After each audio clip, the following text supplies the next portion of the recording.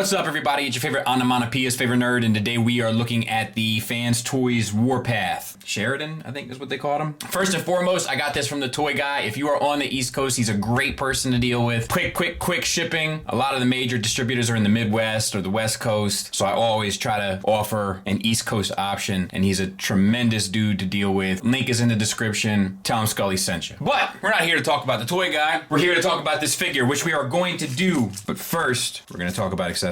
Or should I say, accessory. Because he only has one. And it's the mask from Hoist Goes to Hollywood, I think is the name of the episode. It's got the two antenna. It's sculpted well. Teeth are painted. Eyes are painted with 3 different colors, which is nice. And then it just has these clips here for tension to go around his face. No problems. Fits on nicely. So let's talk about the figure. And first, let's talk about proportions. It's beautiful. I was thinking about this a lot as I was looking at this guy. You know, I think that what Fanstoys does proportion-wise, it really speaks to me, is it almost has like superhero proportions. You know, like if you look at Warpath in the cartoon, I don't like the way he looks at all. This doesn't look like Warpath in the cartoon to me.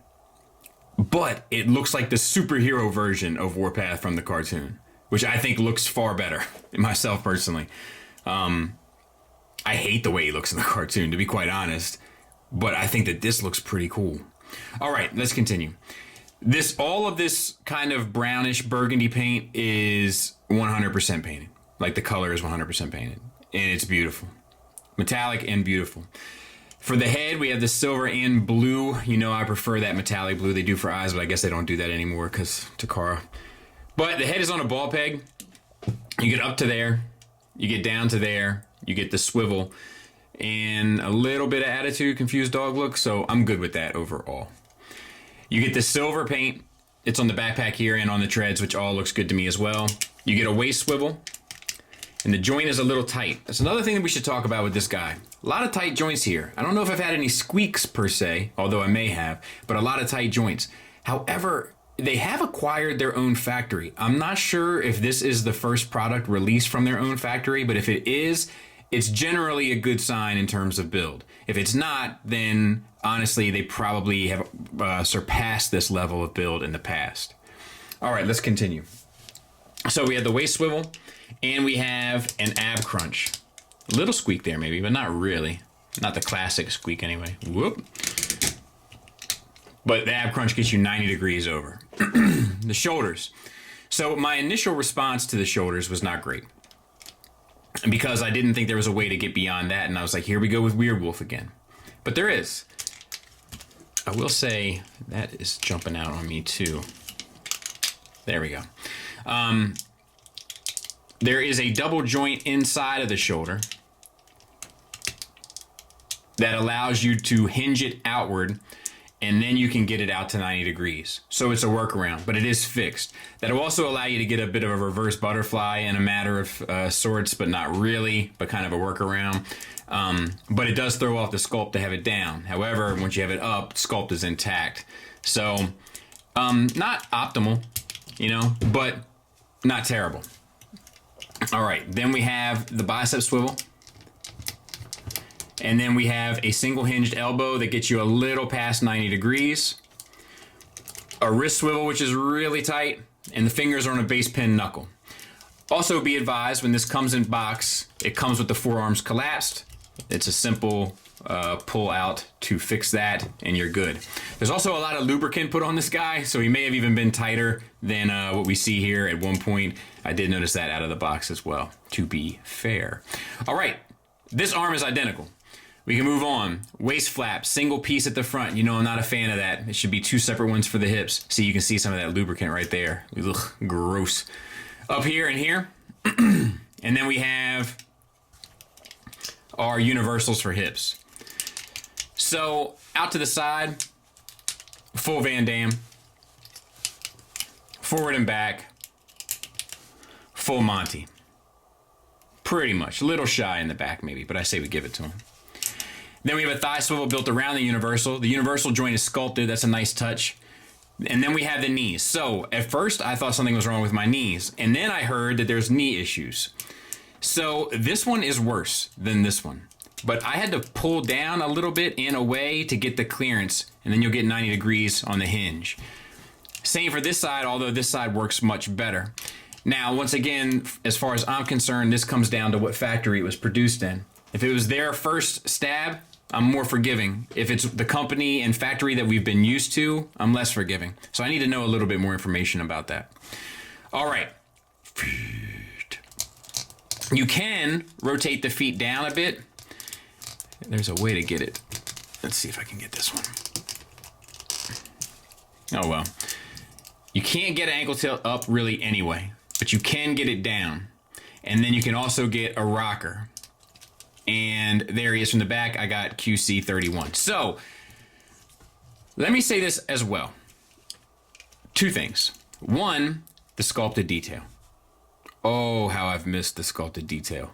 And it's there in full. I love it. It makes it seem so much more, I don't know, premium to me. It's the only way I know how to describe it. Like, where has this been? You know, I love it. Secondly, no hardware on this guy. Now, I would have preferred it in the knees. I would have preferred it in the hips. However, the hips are toleranced really well. So the point of the hardware is to be supportive of the joint, right? But if the joint doesn't feel like it needs it, then you really don't need the hardware.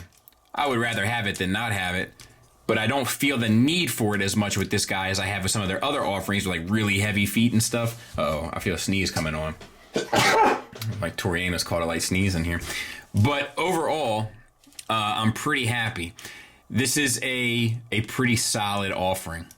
Really, really, really well sculpted. Really, really, really well painted. Decently built thing. Size comparison wise, there he is with the Magic Square Prime. So decent little size.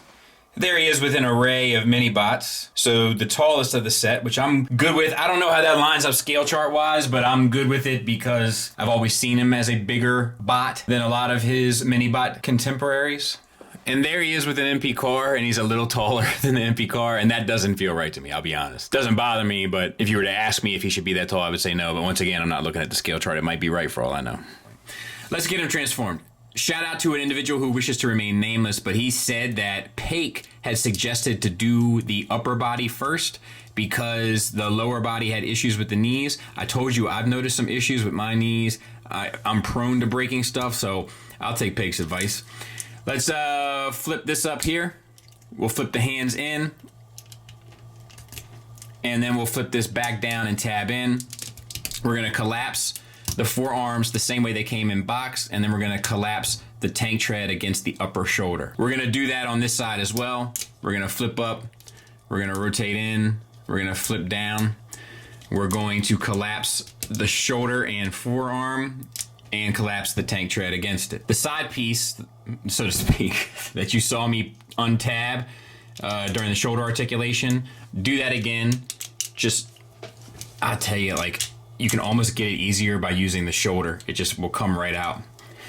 And then untab the backpack, and you have to untab this piece here in the back and extend this armature.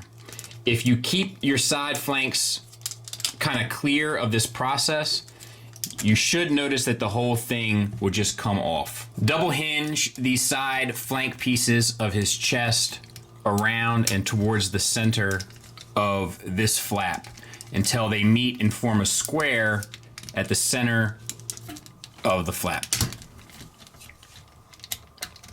Right? Square. Then you want to bring this shoulder piece around and collapse this forearm into the shoulder joint. And you're going to want to do that on both sides.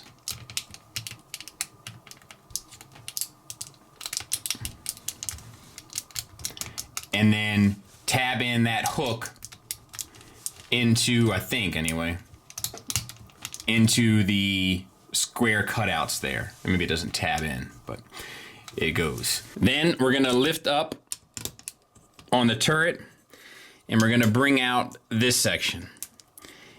And the trick is that we have to get two things done here. We have to get this silver piece of the backpack up through the middle here, and we have to get this piece around to the front. And in order to do so, you kind of got to turn everything one way, and then get this Come on, girl. Actually, then turn Warpath. Yeah, then that will create the space you need. Okay, cool. And then spin this one around so that it's now facing the way that we were talking about. You want to unfurl all of this stuff.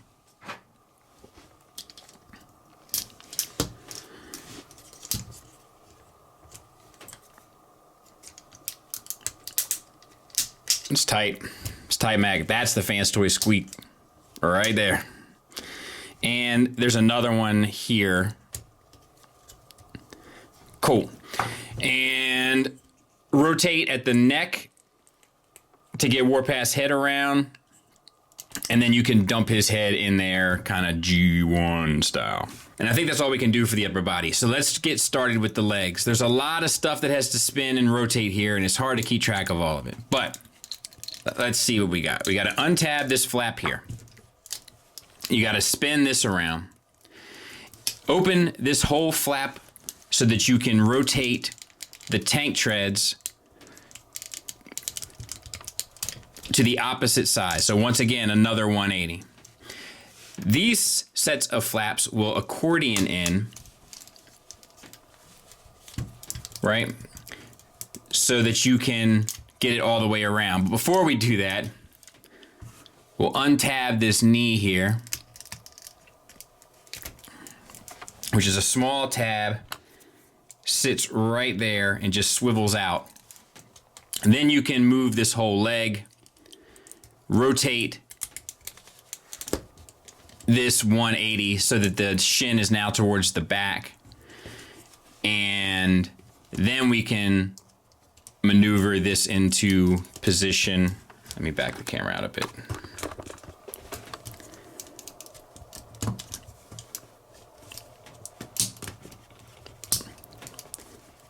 And tab in. If you need some extra room, just move the foot out of the way, because that's next.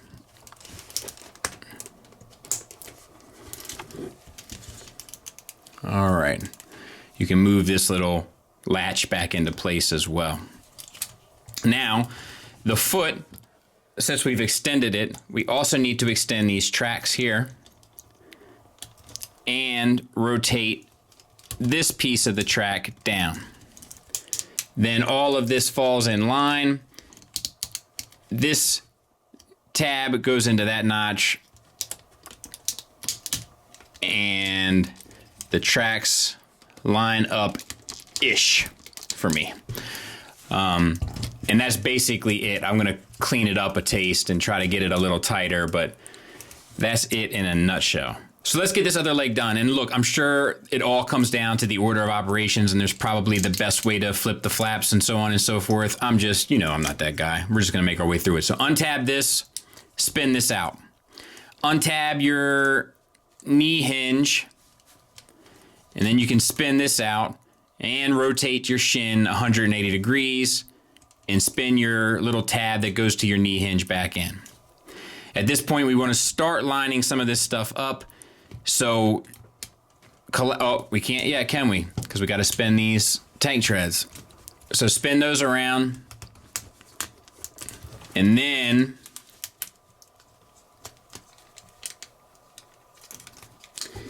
see, that's the thing. I get ate up because it's almost like you got to do it exactly in a specific order. But there we go.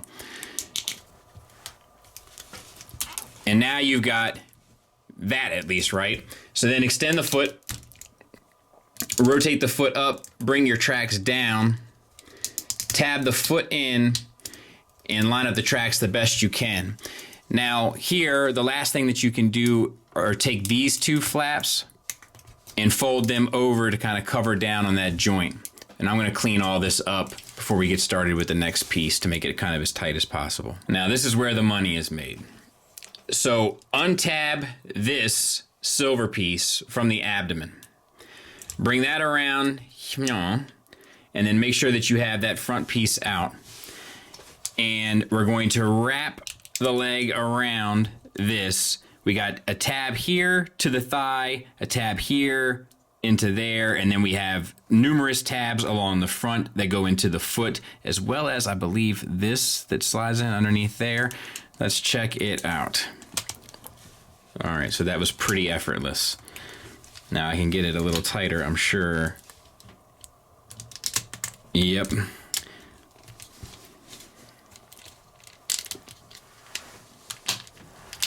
All right, so let's do the same on the other side. It's not perfect.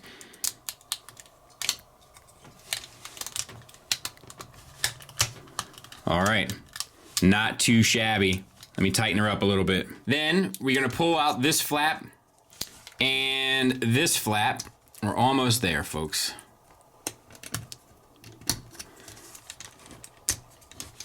And you want this burgundy one to go up in there and the silver one to kind of cover down. So there's a number of things that have to happen here. For one, make sure that your armatures are going back and then down and not down and then back. Two, these rails here for the treads have to go on the inside to sit in that little cavity there. And so like you get it lined up. I got my burgundy flap too high. So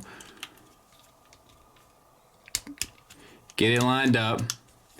And then once you got it kind of in place, just push. And same on this side.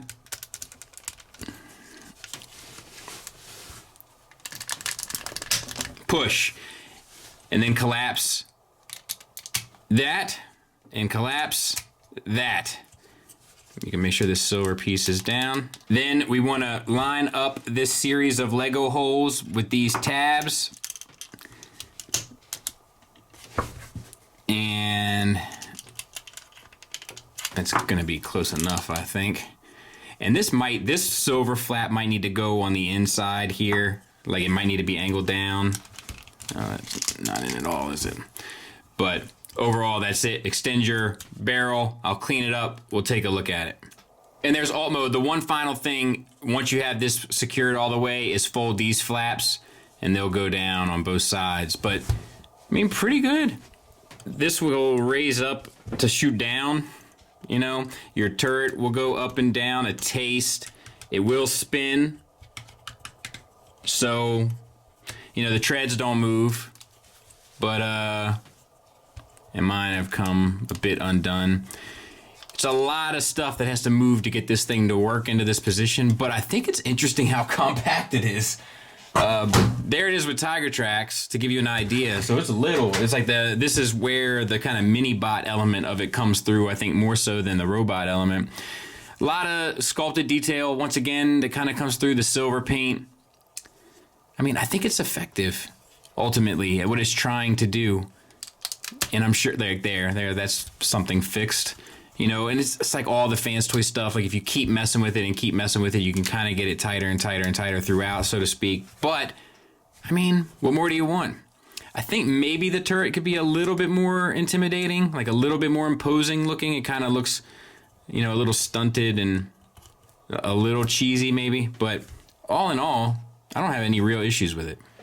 Final thoughts wise, let's talk about it. Mixed bag, negatives and positives. Let's start with the negatives. Shoulder joints are weird. They do get the job done, but they are strange. Secondly, the knee tolerance is not designed well. There's something wrong there. I don't know exactly what it is, but there's something that's not right. There's something inherently flawed about it. Also, lots of overly tight joints on this guy. Lots of them. No shortage. Wrists, biceps, ab crunch, just no shortage. There's also no hardware, which I don't know if I feel is a big deal. Mainly because most of the joints are too tight anyway, so it's not really needed here. But it is something I need to point out. Let's move on to positives. Sculpt is beautiful. Paint, beautiful. Proportions, beautiful. Materials, perfect. Perfect! All the things that Fanstoys kind of consistently does right and is known for follow suit here. It's still definitely very much 100% the Fanstoys status quo in regards to those things. The price is also extremely fair for what you get here. And I also have to say, the engineering for transformation isn't terrible. When I heard this thing was coming, I started having Bad Cube War Dog flashbacks. It wasn't pretty. Then I started thinking about Fanstoys and some of the kind of crazy engineering stuff they've been doing recently, and I just got more and more concerned. But it turns out my concerns were kind of for naught. The engineering is involved, but it's not terrible. terrible. And frankly, most of it is pretty enjoyable. Things that I thought were gonna be a complete nightmare, like getting the legs to wrap around the separated torso, not so much. Relatively smooth. So that's a bonus as well. Look, the truth is with this guy, I definitely recommend him, okay? But that aside, the truth is with this guy, let me tell you what matters here most of all. What matters is, did this come out of Fanstoys' newly acquired or rumored to be newly acquired factory? If it did, this is a great indicator of things to come, because it can only theoretically get better, right? If it didn't, then this is kind of average for a Fanstoys release. Not bad by any stretch of the imagination, but not gonna win any awards. So a great deal of this, in my opinion, hinges on whether or not this is their first completely independent attempt. And if it is, the future is looking bright. Strong recommend from me. Once again, thanks and shout out to the toy guy. You guys be safe. Thanks for listening. Thanks for watching. Until next time, take care.